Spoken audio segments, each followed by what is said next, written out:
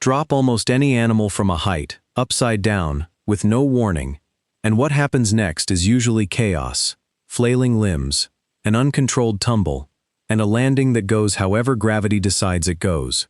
Drop a cat the exact same way, upside down, with zero preparation, and something remarkably different happens.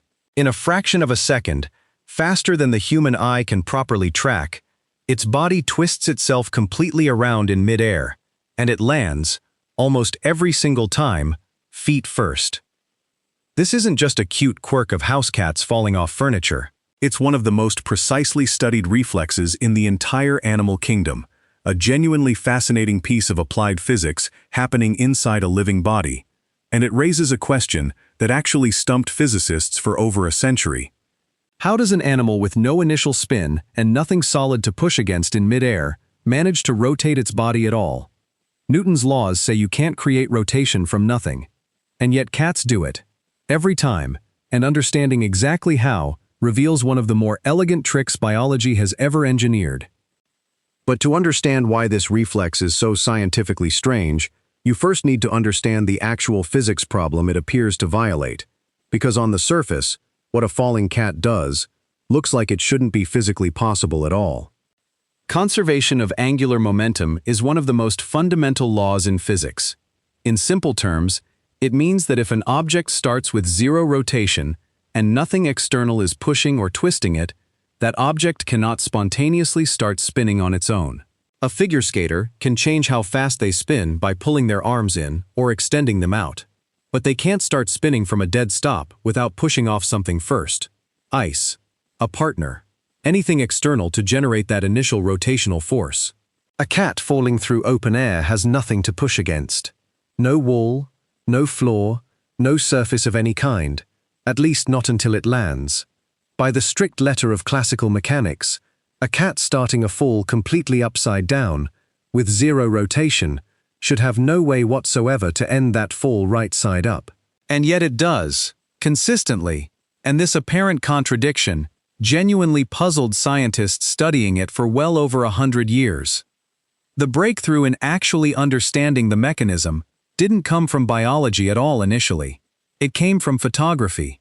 In the late 1800s, a photographer named Étienne Jules Marey used an early high-speed camera, one of the first devices capable of capturing multiple frames per second, to photograph a falling cat in sequence, freezing individual moments of the fall that were simply too fast for the human eye to properly process in real time. What those photographs revealed was the actual sequence of movements the cat's body makes during the fall, and it turned out the cat wasn't violating the laws of physics at all. It was exploiting a loophole most people, and at the time most scientists, had never considered. Here's what's actually happening, broken down into its true sequence. The cat's spine is extraordinarily flexible compared to almost any other mammal, containing significantly more vertebrae than a human spine, and critically, lacking the rigid collarbone structure that restricts shoulder rotation in most other animals. This flexibility allows a falling cat to functionally divide its body into two separate rotating sections, the front half and the back half, connected by that unusually flexible spine, almost like two separate rotating discs linked by a joint that allows them to twist somewhat independently of each other. The cat begins by tucking in its front legs close to its body while extending its back legs outward. This matters enormously because of a physics principle related to angular momentum called moment of inertia, essentially how resistant a rotating object is to changing its spin based on how its mass is distributed.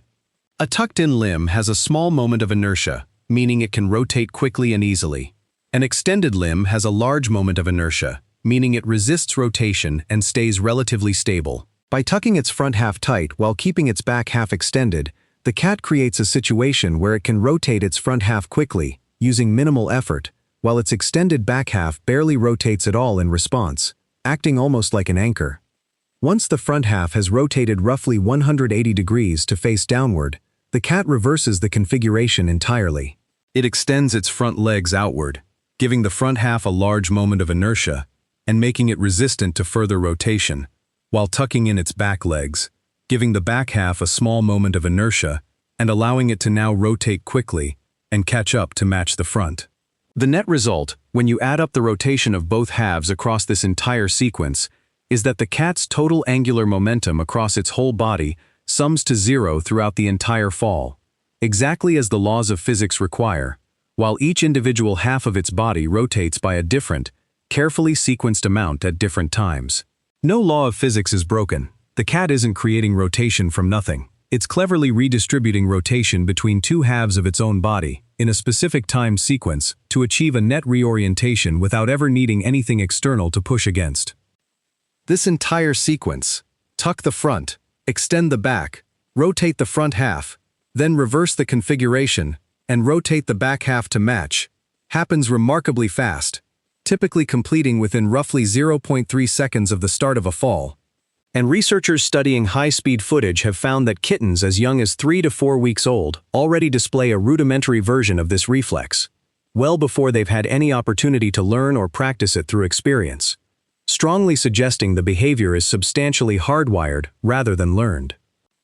The reflex itself has a name, the vestibular righting reflex, and it originates in the cat's inner ear. The vestibular system, the same balance sensing structure responsible for spatial orientation in humans and most other vertebrates, is exceptionally well developed in cats, and it's what detects, almost instantaneously, that the animal is oriented upside down relative to gravity, triggering the entire cascading sequence of spinal rotation before the cat has even fully processed what's happening. In the same automatic, reflexive way your own body flinches away from sudden pain, without any conscious decision involved. It's also worth noting that this reflex isn't entirely unique to cats, even if they remain the most famous and most extensively studied example. Other small mammals, including rabbits and some rodents, display simplified versions of a similar righting response, though generally far less refined and less reliable than what cats demonstrate. What sets the cat apart specifically is the unusual degree of spinal flexibility and the near-total absence of a rigid collarbone, an anatomical combination that most other mammals simply don't share to the same extreme, which is part of why the cat's version of this reflex has become the definitive textbook example used to explain the underlying physics to students and researchers alike, rather than any of the other animals that show a comparable, if less dramatic, version of the same basic trick. There's an interesting historical footnote to this story too, one that reveals just how seriously scientists once took the apparent physics puzzle a falling cat presented. In the decades following Murray's original photographs, the falling cat problem became a genuine subject of study within theoretical physics and mechanics, with researchers publishing formal mathematical models attempting to fully describe the exact sequence of body movements needed to achieve a net rotation using only internal deformation of the body, no external torque whatsoever. NASA engineers, during the early era of space exploration, even studied falling cat mechanics specifically, recognizing that astronauts in zero gravity face an analogous problem, needing to reorient their own bodies in space, using only internal movement, with nothing external to push against, the exact same constraint a falling cat solves every time it tumbles off a countertop. Now, here's where this story takes a genuinely counterintuitive turn, one that veterinarians specifically study because it initially seems to contradict basic common sense. You'd assume that falling from a greater height should be more dangerous for a cat, and up to a point, that's true. But researchers analyzing veterinary records of cats that fell from various heights of buildings, a phenomenon formerly studied under the term high-rise syndrome, found something unexpected. Cats falling from extremely high floors, above roughly 7 stories, showed somewhat lower rates of severe injury than cats falling from moderate heights, a finding that initially seems to defy intuition entirely. The explanation lies in terminal velocity and how a cat's body responds to it. Once a falling cat completes its righting reflex and orients itself feet down, it naturally spreads its legs outward in a posture researchers have described as resembling a flying squirrel, dramatically increasing its surface area and air resistance. Cats reach terminal velocity, the maximum speed at which air resistance balances gravity, and the fall stops accelerating, at a considerably lower speed than humans do, largely due to their small body size and low body weight relative to that increased surface area once fully spread. Once a cat reaches terminal velocity, it stops accelerating entirely, and researchers observed that at this point, Many cats actually relax their bodies, spreading out further like a natural parachute, absorbing the eventual impact across a wider, more evenly distributed area, rather than remaining tensed and rigid. From lower heights, cats haven't yet reached terminal velocity and are often still tensed in preparation, sometimes resulting in a harder, more concentrated impact than a longer fall where the body has had time to fully relax into that spread posture. This doesn't mean falls are ever safe for cats, and veterinarians are careful to emphasize that even with an intact riding reflex and a favorable terminal velocity profile, falls from any height carry real risk of serious injury, including fractures, chest trauma, and in some cases death, particularly for kittens, older cats, or falls onto hard, unforgiving surfaces.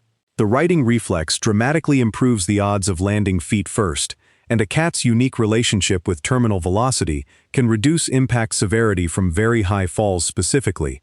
But neither mechanism makes a fall harmless, and this is exactly why veterinary organizations consistently advise cat owners to secure windows and balconies rather than relying on the reflex as any kind of safety guarantee. So why doesn't this reflex get discussed as the genuinely remarkable piece of engineering it actually is? Partly because it happens so fast, in a fraction of a second, that it simply looks instantaneous and magical to the naked eye, rather than revealing the carefully sequenced two-part rotation actually happening underneath.